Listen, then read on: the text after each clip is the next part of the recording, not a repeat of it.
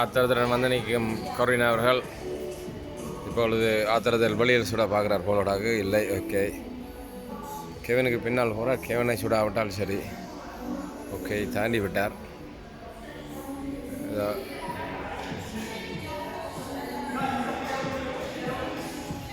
ஏதோ ஒரு ஆத்திரத்தில் கத்திக்கொண்டு தெரிகிறார், என்னென்னு தெரியாது. அதை தொடர்ந்து கெவின் அவர்களும் ஃப்ரெஞ்ச் டீம் திருப்பி பொசிஷனுக்கு வந்திருக்கணும்.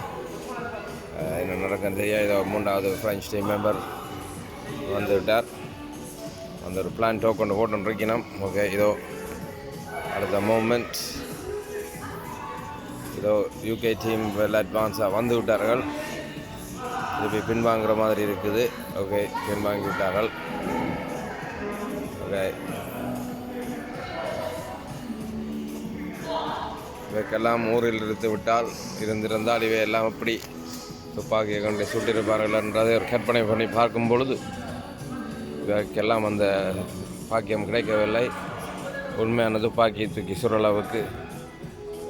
ஆனால் இதோ போய் துப்பாக்கி என்றாலும் காசு கொடுத்தாலும்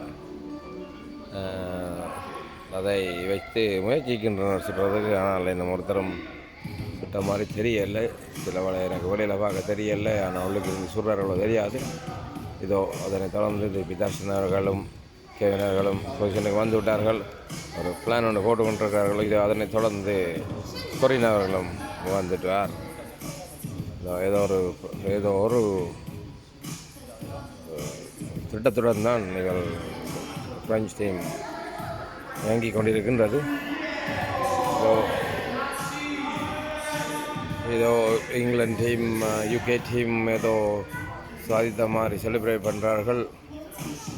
தனது எதிராளியை படையின் திறமையை அழித்து விட்டதாக ஒரு திட்டத்துடன் மீண்டும் தளத்துக்கு சென்று கொண்டிருக்கும் இங்கிலாந்து படை வீரர்கள் பிரெஞ்சு படை வீரர்களை தோற்ற மாதிரி ஒரு பிரெஞ்சு படை வீரர்கள் ஒரு உற்சாகத்தை காணவில்லை. அப்படி இருந்தும் தளத்துக்கு வந்து நிற்கிறார்கள். அதனை தொடர்ந்து முயற்சி செய்து கொண்டிருக்கிறார்கள். அடுத்த தடைவாது இங்கிலாந்து படை வீரர்களை தாக்குவார்கள் என்ற எதிர்பார்ப்புடன் பார்த்து கொண்டிருக்கின்றோம். இதோ உங்களுக்காக வழங்கி கொண்டிருக்கும் நாங்கள் பாரிஸ் மாநிலத்திலிருந்து நேரடி ஒளிபரப்பு சண்டையை காட்டிக்கொண்டிருக்கும் வேளையில் யூகே அணி அவருடன் இளைப்பாறிக் கொண்டிருக்கின்றார்கள். இதோ பிரெஞ்சு அணி முன்னேறி கொண்டு செல்கிறது. அதை தொடர்ந்து பார்ப்போம்.